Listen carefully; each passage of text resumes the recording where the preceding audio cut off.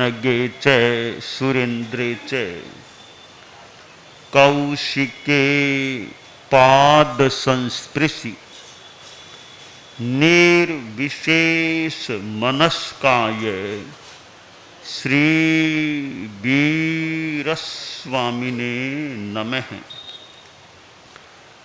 आर्हत वाङ्मय में कहा गया है,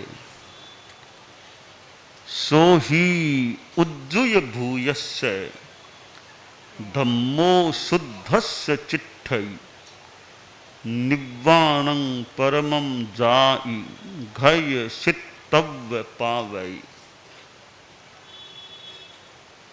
शास्त्र में कहा गया है, निर्वाण को प्राप्त करने की बात है। निर्वाण को कौन प्राप्त कर सकता है? जिसके जीवन में आत्मा में धर्म होता है, वह व्यक्ति निर्वाण का प्राप्त करने वाला बन सकता है। दूसरा प्रश्न है, धर्म किसके जीवन में हो सकता है? सुंदर सूक्त है, धम्मो शुद्धस्य चिट्ठै। जो शुद्ध होता है उसके जीवन में धर्म ठहरता है। तीसरा प्रश्न है, शुद्ध कौन होता है? शोधि किसके होती है? सो ही उज्जुय भूयस्य, ऋजुक भूत के शोधि होती है। जो ऋजु होता है, सरल होता है, उसके शोधि होती है। सरलता के बिना शुद्धि का होना कठिन है। कि प्रायश्चित्त लेना है तो ऋजुता है, सरलता है। प्रायश्चित्त प्राप्त कर लेता है और प्रायश्चित्त का निर्वहन कर लेता है तो शोधि हो जाती है, हो सकती है, दोष विशोधि हो सकती है। सरलता नहीं है, न पूरी बात बताता है, छिपाता है, पूरा यथार्थ नहीं बोलता है, कुटिलता मन में है, तो डॉक्टर को बीमारी बताई ही नहीं है। डॉक्टर अंदाज कितना क्या इलाज करे। कि डॉक्टर से यदि इलाज कराना है, स्वस्थ होना है, तो डॉक्टर से बीमारी मत छिपाओ। और आत्मा को शुद्ध करना है तो प्रायश्चित्त प्रदाता से दोष को मत छिपाओ। डॉक्टर को गड़बड़ की सही बात बताने से डॉक्टर इलाज ठीक करने में समर्थ हो सकता है। प्रायश्चित्त प्रदाता को गलती अच्छी तरह बता दो तो प्रायश्चित्त प्रदाता प्रायश्चित्त देने का प्रयास कर सकता है। तो दोनों चीजों में सरलता, डॉक्टर को बीमारी बताना वहां भी सरलता, प्रायश्चित्त प्रदाता को गलती बताना वहां भी सरलता। यह सरलता होती है तो प्रायश्चित्त प्राप्त कर विशोधि को प्राप्त किया जा सकता है।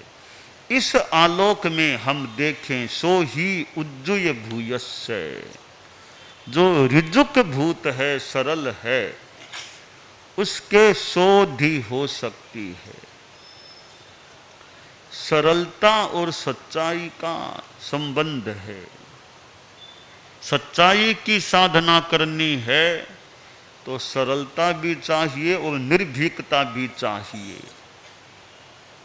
भयभीत आदमी भी सच्चाई से दूर हो सकता है और कुटिल आदमी भी सच्चाई से दूर हो सकता है।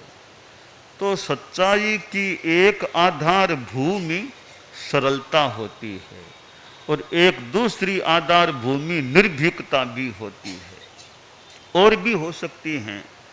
तो यहाँ जो शोधि और ऋजुक भूत की बात आई है वह बहुत महत्वपूर्ण बात प्रतीत हो रही है। कि आदमी के जीवन में सरलता चाहिए, निष्कपटता चाहिए, निश्चलता चाहिए। बाहर में वही आए जो भीतर में है। भीतर में और कुछ है और बाहर में विपरीत कोई बात बता रहा है, कुटिलता है, तो कुटिलता पवित्रता में बाधक तत्व हो सकता है। तो हमें अपने जीवन में सरलता, निष्कपटता का प्रयास करना चाहिए। आदमी ज्ञानवान है, चतुर है, दक्ष है, फिर भी सरलता है। अपने इस बात, सीधी बात कहना, कोई लुकाव छिपाव, धोखाधड़ी, छल कपट, ये कुछ नहीं। कहते हैं बच्चे जैसी सरलता, बच्चा जैसे सरल रिजु होता है, मन की बात माँ बाप के सामने कह देता है। ठीक है, मेरा इतना तो चिंतन है, हर जगह बच्चे की तरह बात नहीं करनी चाहिए।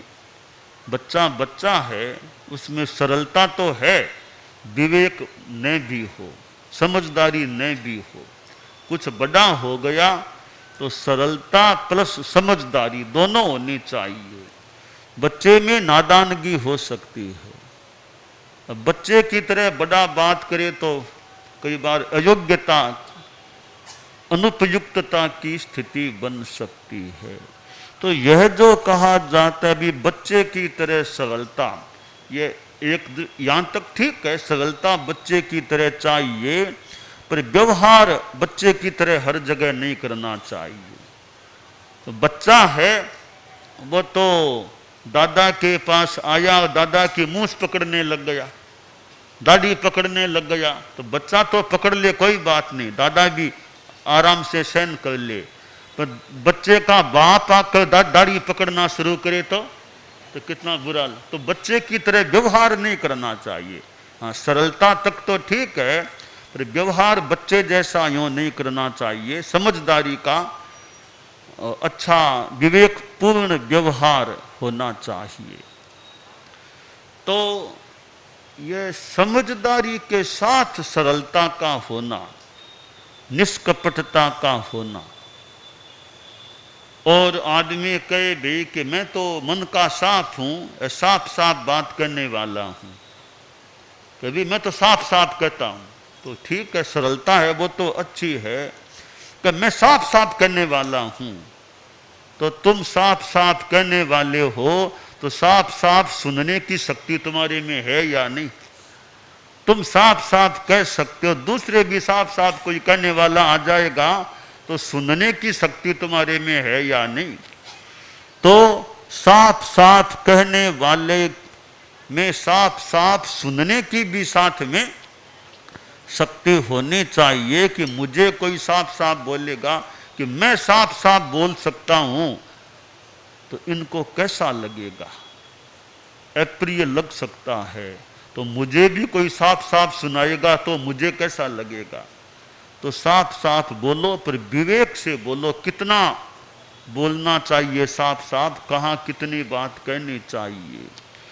तो यह सरलता और रिजता है,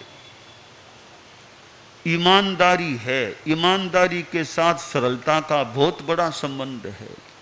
सरलता होगी, निष्कपटता होगी, तो आदमी बेईमानी में भी कितना क्या जा पाएगा। तो ईमानदारी का निवास स्थान एक सरलता हो सकता है। इसलिए हमारे जीवन में यह प्रामाणिकता, ईमानदारी हो। आदमी बिजनेस करता है, धंधा करता है, लेन देन करता है। अब बिजनेस, धंधा, लेन देन, इनमें ईमानदारी है या नहीं? व्यवहार में ईमानदारी। आपको किसी ने विश्वास करके कुछ गहने आभूषण दिए थे भी कि मैं जा रहा हूं, अभी तुम रख लो, मैं 1-2 साल बाद आऊंगा तब ले लूंगा। विश्वास के साथ आपको किसी ने गहने दिए, वो 2 साल बाद वापिस आया, आपसे मिला, 2 बार मिल लिया, 3 बार मिला, 4 बार मिला, आपने कुछ कहा ही नहीं कि आपके गहने संभाल लो, कहा ही नहीं। आखिर उसी को कहना पड़ा कि भैया वो कब आऊं, गहने लेने हैं। तो गहने लेने, कौन से गहने लेने हैं? तो तुमको जो दिए थे, कि मुझे कब दिए, कौन से गहने दिए थे। बात को एकदम अस्वीकार कर दिया। तो ये धोखा कह दें, एक झूठ कह दें, एक कुटिलता कह दें कि विश्वास के साथ उसने दिया और अब वापिस आप मुकर गए, कुछ भी देने को तैयार नहीं हो। तो यह लेन देन व्यवहार में कैसे सरलता, ईमानदारी, निर्लोभता ये चीजें रहें कि दूसरे की चीज है उसको हथियाने का प्रयास करना, दूसरे की चीजों को ले लेना, रख लेना, यह भावना आदमी को नहीं रखनी चाहिए। ईमानदारी भी उसने दी थी, अब आ गया, अब मैं क्यों रखूं उसकी चीज। तो ये व्यवहार फिर गलत व्यवहार है, कुटिलता के, धोखाधड़ी के, पाप कर्मों का बंधन कराने वाले। और किए हुए कर्म हैं वो कर्म करने वाले को फल देते हैं, भोगने पड़ते हैं। तो हमें पाप कर्म के बंधन से बचने का प्रयास करना चाहिए कि हमारी जबान है वो कटु बोल, हम जबान से कटु बोलते हैं, जुबान से फालतू झूठ बोलते हैं, आदमी झूठ बोलता है, कर्कश बोलता है। तो यह जबान का दुरुपयोग हो सकता है। तो जबान से आदमी झूठ कपट न करे, कटु न बोले, तो जबान के दुरुपयोग से एक सीमा तक बचा जा सकता है। तो हमें यह जबान मिली है, बहुत बड़ी चीज है। अनंत अनंत प्राणियों के पास जबान है ही नहीं, सारे एकेंद्रिय प्राणी हैं, किसी के पास जबान नहीं होती है। ये द्विंद्रिय, त्रिंद्रिय, चतुरिंद्रिय वे भी हमारी तरह बोलने वाले नहीं है, पशु भी हमारी तरह बात करने वाले यूं इस रूप में संभवतः नहीं है। तो मनुष्यों के पास जो एक वचन शक्ति है, तो अनंत अनंत जीवों के पास जो नहीं है वो हमारे पास है। मनुष्यों में भी देखो कितने बच्चे वगैरह बोल नहीं सकते। कई बच्चे, कई आदमी मिलेंगे कि वो तो न सुनते हैं न बोलते हैं, इंसान पंचेंद्रिय है तो न बोल सकते न सुन सकते। कई बोलते हैं तो कईयों के तुतलाने की, हकलाने की ऐसी मजबूरी हो जाती है, वो चाहने पर भी पूरा बोल नहीं सकते। तो ऐसी स्थिति में जिनको बढ़िया भाषा प्राप्त है, अच्छी तरह बोल सकते हैं, भाषण दे सकते हैं, बात कर सकते हैं, उनको चाहिए कि ये मुझे उपलब्धि हुई है वाणी की, मैं इसका बढ़िया कितना उपयोग कर सकूं, बढ़िया उपयोग करूं। वाणी के द्वारा मैं किसी को अपमानित करने का प्रयास क्यों करूं, मैं किसी पर झूठा आरोप क्यों लगाऊं।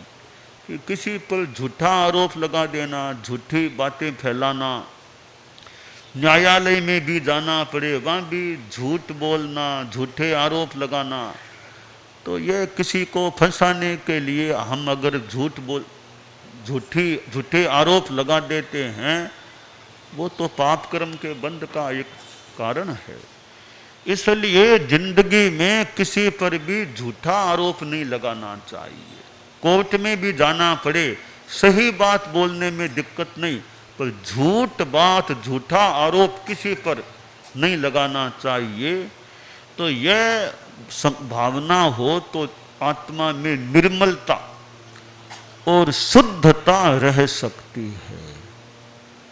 तो यह ऋजुता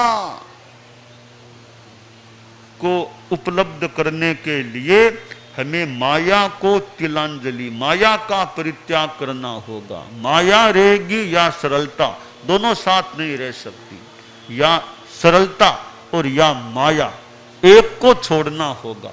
एक को छोड़ना तो माया को, छल कपट को हम छोड़ने का प्रयास करें, और माया मृषा दोनों मिल जाए। माया मृषा माया मृषा का भी जोड़ा है। 18 पापों में एक पाप है माया मृषा पाप।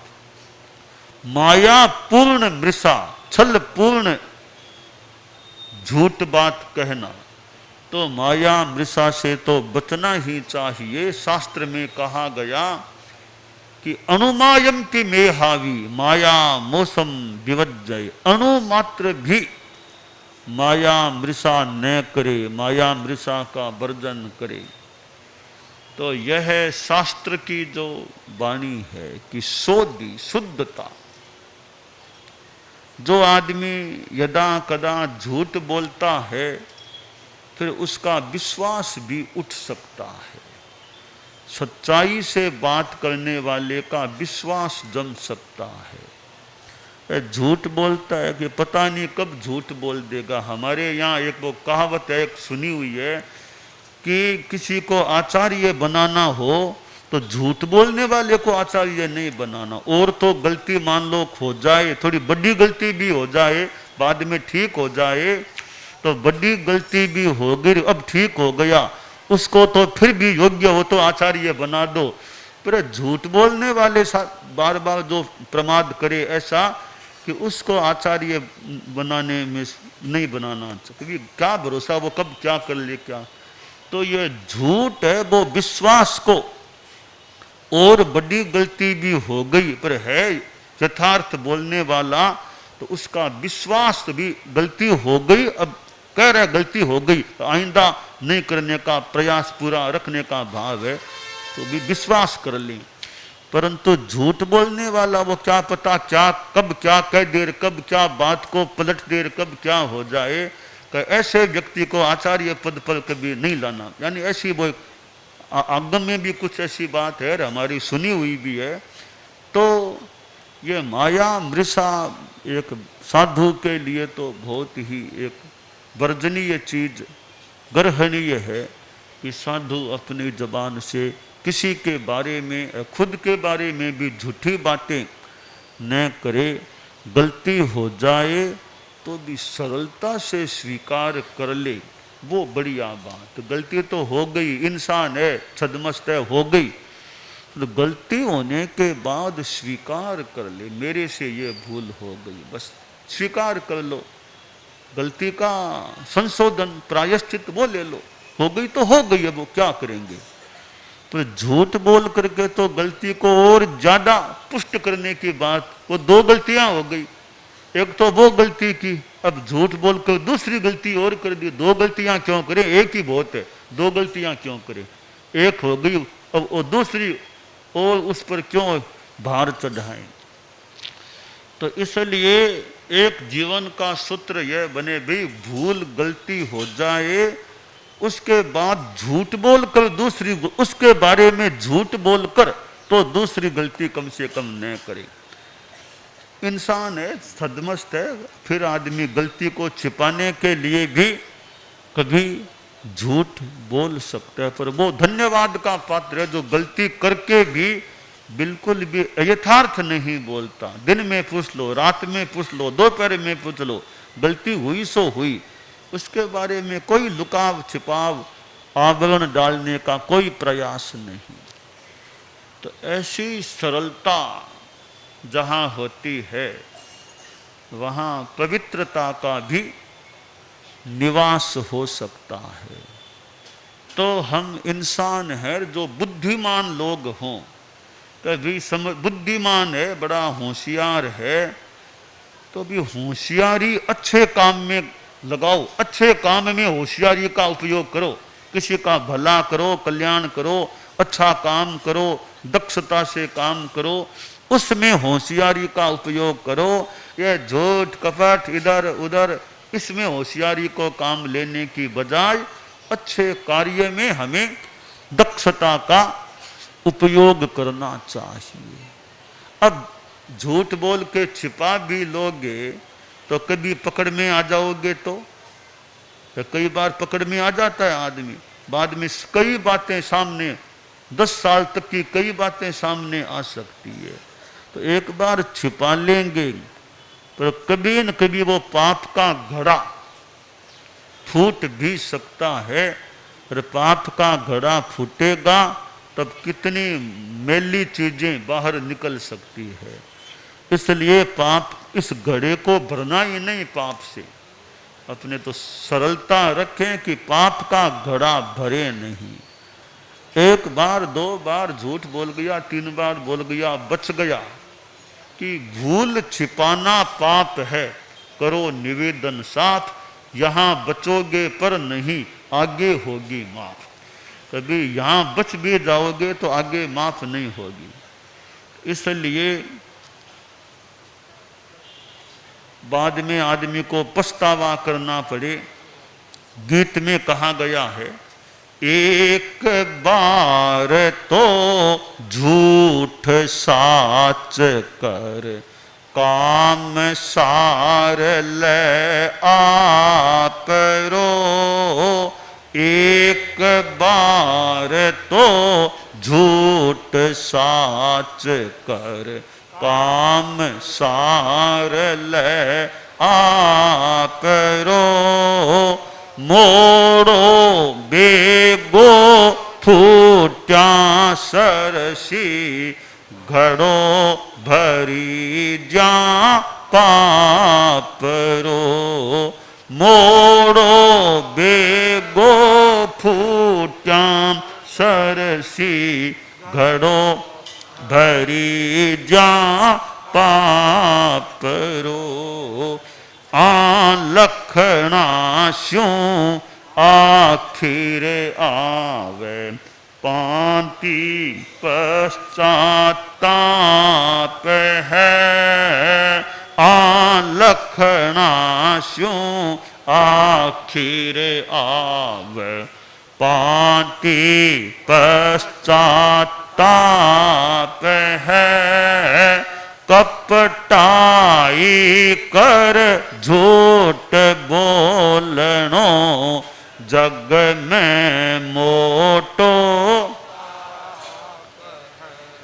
सत्यवादिता सधन थास्यूं। तो रहनो चुपचाप है, कपटाई कर झूठ बोलनो, जग में मोटो